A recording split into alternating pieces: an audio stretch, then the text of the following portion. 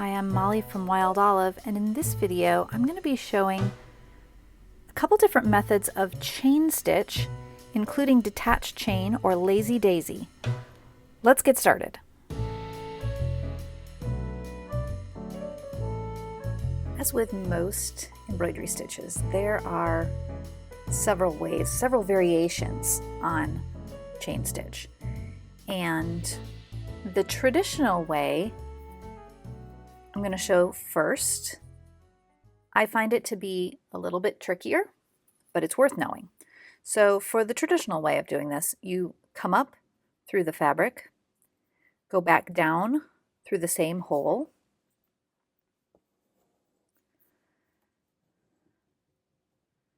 don't pull it all the way through. This is similar to a detached chain or a lazy daisy, which I will also show at the end of this. So you come up a short distance away. If you are using a pattern, you would follow along on the line and catch that loop with your needle.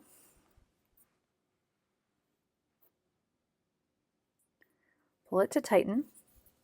Then for the next stitch, you go back down, again, basically through the same hole as the first stitch, and come back up. You can catch the loop that way.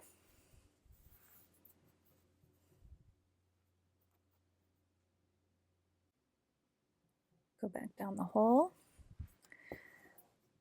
Again, I'm going to go back to that first method where I'm coming down and then bringing the needle all the way back up. This is the stabbing method where the second way that I was showing, the needle comes back up in the same swoop. That's the sewing method. Either one works. Each one of these is making a link in the chain, and the stitch holds the other stitch in place. When you get to the end of the line, you go back down on the other side of that loop to tack it in place. This is traditional chain stitch. Now, the other way of doing this is officially called chain stitch broad, but it really looks the same. It's just a different way of doing it. Instead of coming up and going right back down in the same hole, in this one, you actually start by making that little tacking stitch.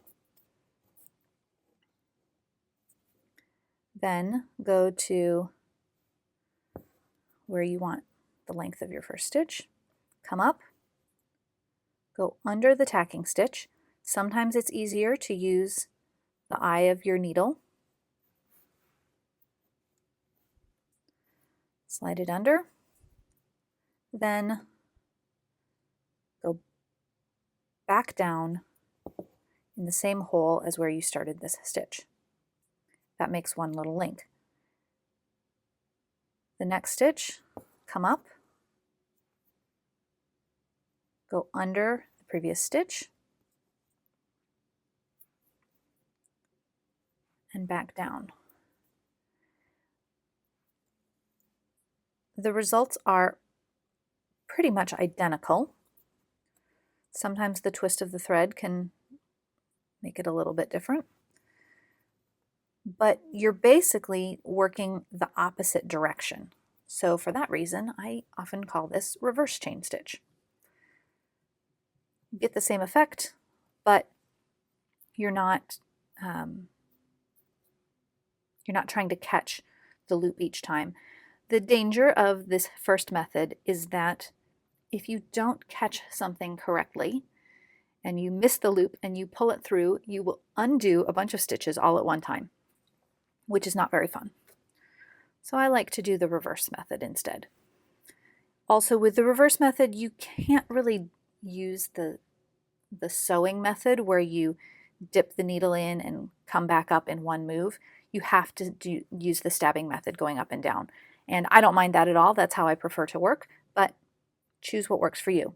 Now, I mentioned that working this first one is similar to a detached chain, also known as a lazy daisy, and I will show that as well because it all works together.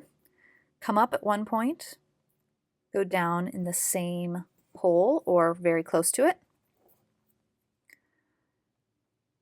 We're going to be making one chain or one petal if you're making a daisy.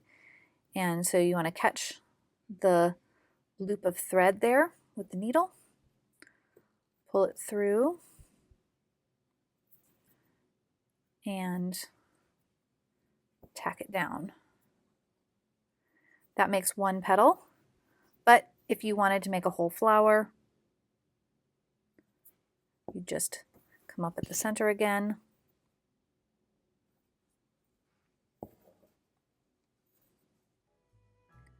go down, catch the loop, and there's another petal. And you just keep going around to make a whole flower. All right, and there is our finished lazy daisy flower. You can use the chain stitch lots of outlining places anytime you want a nice thick line, and these little flower petals are helpful for stitching small flowers or other shapes along the way. I hope that you found this helpful. Thanks so much for watching.